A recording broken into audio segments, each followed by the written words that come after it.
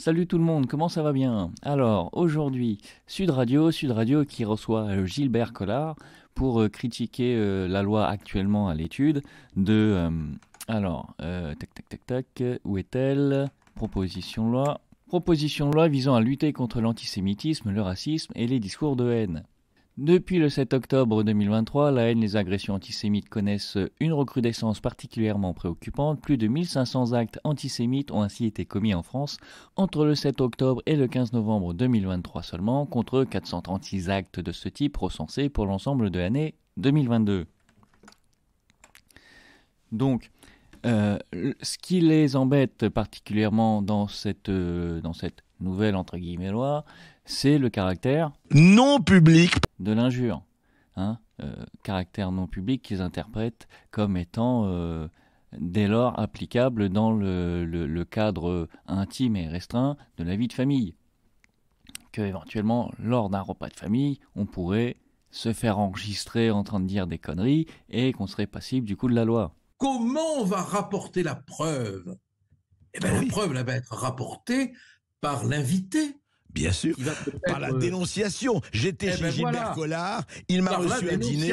Voilà. Par les délateurs de table, par les amis qu'on va inviter qui brancheront le téléphone pour enregistrer à la fin du repas. Sauf que c'est les injures non publiques, ça existe déjà dans la loi de 1880, qui à la base ne reconnaissait pas les injures non publiques puisqu'elle incriminait les délits de presse, donc c'était forcément public, ça a été introduit ultérieurement, mais maintenant elle le reconnaît. Et c'est vrai que ça donnait lieu à des indemnisations très, symboliques.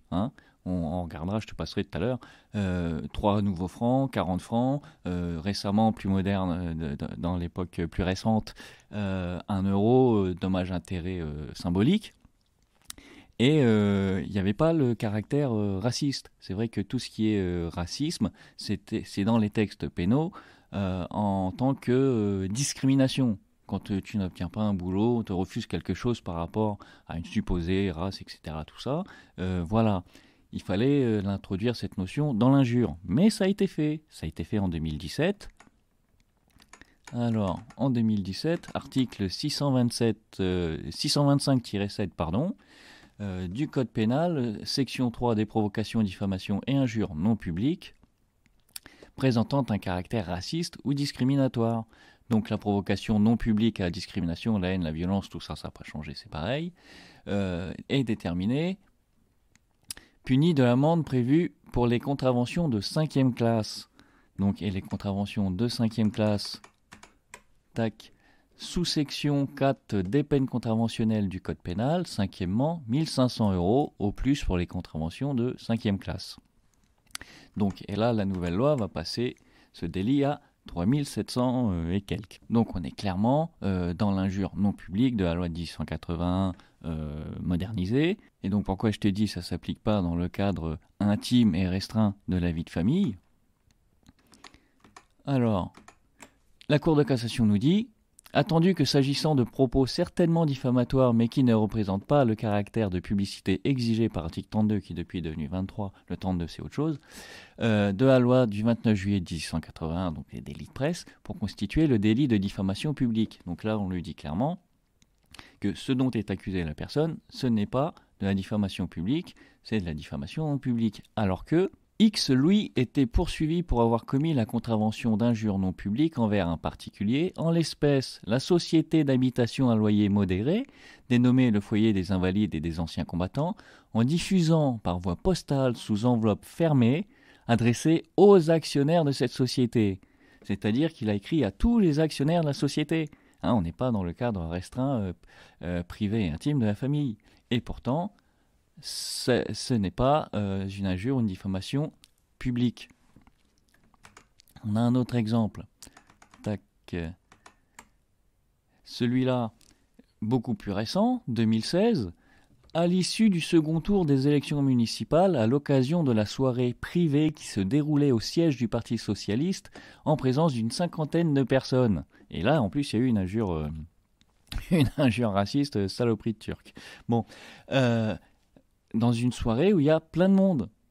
Ce n'est pas non plus dans le cadre intime de la vie de famille. Il y en a encore un autre, et puis je ne vais pas tous les faire, puisque voilà. Alors, où est-ce qu'il est ?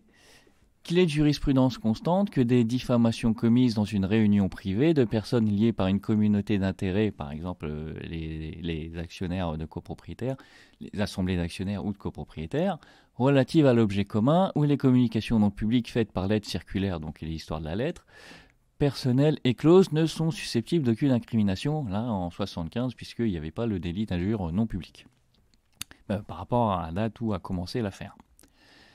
Et que là, effectivement, comment il s'était ici était pris le gars.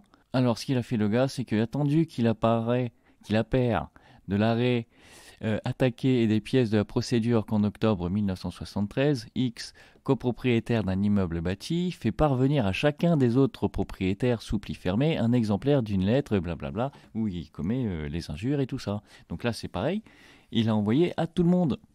Donc c'est vrai que là, le côté non public, en termes pénal, c'est dommage, puisque la loi pénale est d'interprétation stricte, n'est pas très très bien définie. On peut le confondre raisonnablement avec l'intimité de la vie de famille.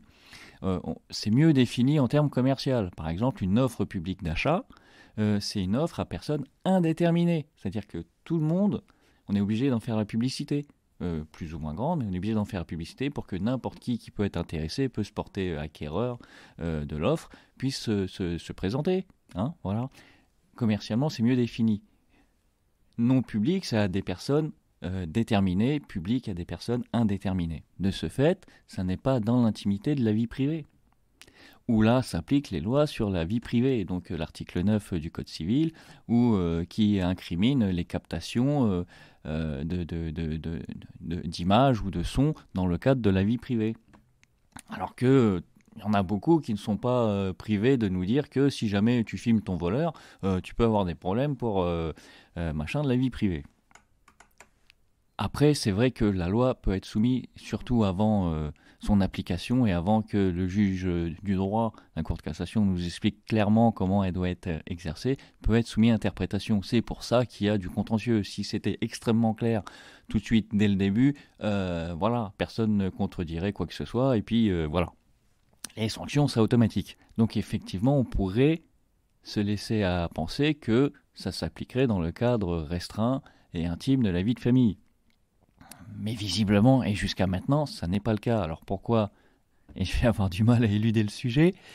Gilbert Collard, très grand avocat, à ZF notamment, formé à l'ancienne dans les plus grandes universités, la Sorbonne, avec des professeurs éminents, ô combien éminents, vient en interpréter la chose comme cela. En fait, c'est plus parce que, comme il dit... Il faut se rappeler quand même ce qu'enseignait le philosophe du droit, Monsieur Villet, moi, que j'ai eu comme prof. Il nous disait, la loi, c'est un enfer pavé de bonnes intentions, dont des juges peuvent faire des mauvaises intentions. Ce serait l'interprétation qu'en aurait le juge.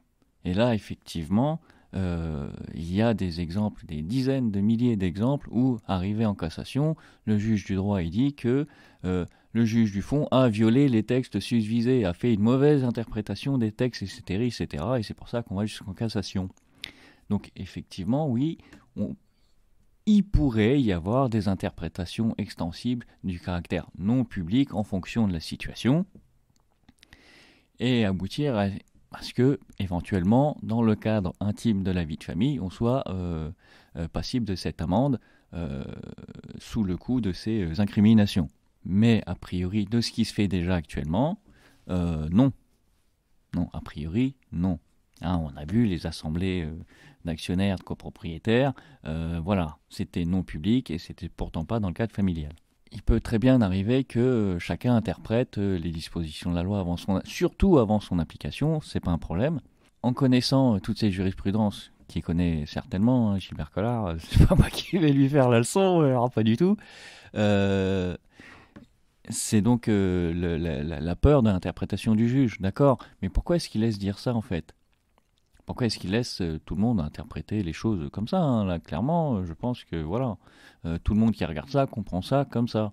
Moi, ça fait des années que je me débats comme je peux à ma modeste échelle pour défaire ce sac de nœuds, ce blougi-boulga juridico-législatif pour que tout le monde puisse avoir une vision claire des choses.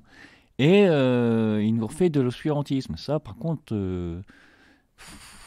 j'ai envie de le reprocher aux professionnels qui font de l'obscurantisme, qui font des raccourcis qui n'aident pas la compréhension et qui défendent un point de vue très particulier. Bon, ça c'est dommage, on est en 2024 et on ne peut plus dire aux gens... Alors, vu les préjudices subis en vertu des termes des ayants droit, eu égard à la vente, laquelle préalablement l'acte complémentaire comme objet des présentes a exposé ce qui suit les pièces ci-dessus énoncées et daté selon l'article 9 bis. Oui, jusque-là, tout est clair. Vous comprenez pas, c'est dans la poche, monsieur Gentil. Ça, on ne peut plus parler aux gens comme ça, hein. Tout le monde a été à l'école, hein. À l'époque où c'était rare, les gens lettrés, ne serait-ce que lettrés, bon, on pouvait simplifier, faire du simplisme à l'extrême et dire oui, mais voilà, ça va se passer comme ça parce que aujourd'hui on ne peut plus, il faut expliquer. On connaît les textes, il y a de la jurisprudence, c'est bien défini, mais dans la situation actuelle, est-ce qu'il n'y aurait pas un abus? Sans oublier non plus de préciser qu'il y a quand même le juge du droit tout au bout du bout, mais c'est vrai que tout le monde n'a pas forcément, surtout dans le cadre d'injures non publiques, ça coûterait plus cher d'aller en cassation que de se défendre. Quand on fait du simplisme, moi ça me gêne beaucoup. Ça me gêne beaucoup parce que c'est exactement ce contre quoi j'essaye d'apporter des solutions. Donc non, soyons précis s'il vous plaît. Professionnels du droit, étudiants, quoi que ce soit, n'ayez pas peur, expliquez les tenants, les aboutissants. Hein. En plus, ça fera un très bon exercice parce que je vous rappelle que ce qui se conçoit bien s'énonce clairement. Hein. Ça a été l'adage de la Sorbonne à un moment donné, il me semble. Si je dis pas de bêtises, j'ai pas fait l'historique de cet adage. Mais en tout cas, il est connu des juristes. Donc voilà, c'est presque un devoir que vous devez avoir, professionnels du droit et juristes en général, d'être clair dans les choses. Il faut arrêter de prendre l'aspect de quelque chose sous le bout d'une seule lorgnette, en éludant tout le contexte et tout ce qu'on sait déjà et tout ce qu'il y a à savoir pour comprendre le contexte global. Ça n'est plus possible. On est en 2024 et ça doit stopper. Voilà. Donc après, on peut interpréter, avoir des frayeurs sur ce qui va être fait avec la loi. Mais je ne suis pas d'accord lorsque on ne donne pas toutes les explications qui donnent un avis éclairé aux gens. Aujourd'hui, c'est possible. Hein. Voilà.